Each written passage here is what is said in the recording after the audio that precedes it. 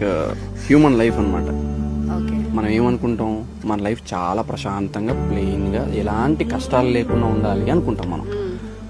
కానీ ఒక్క ప్రాబ్లం వచ్చినా నిలబడలేం, అవును, పడిపోతాం. కానీ నేనేమని చెప్తా అంటే, స్నేహితులు చేసిన మోసాలని అనుభవించు, ఇంట్లో జరిగిన అవమానాలని అనుభవించు, ఫినాన్షియల్ సిచ్యువేషన్ అనుభవించు, ప్రేమలో మోసపో, నలిగిపో, జీవితం నిన్ను నలిపేస్తుంది, నలిగిపో. టైం పడుతుంది నువ్వు హీల్ అవ్వడానికి, హీల్ అవుతావు. కానీ దీని తర్వాత నువ్వు ఇచ్చే స్టాండప్ ఉంటుంది చూసావా,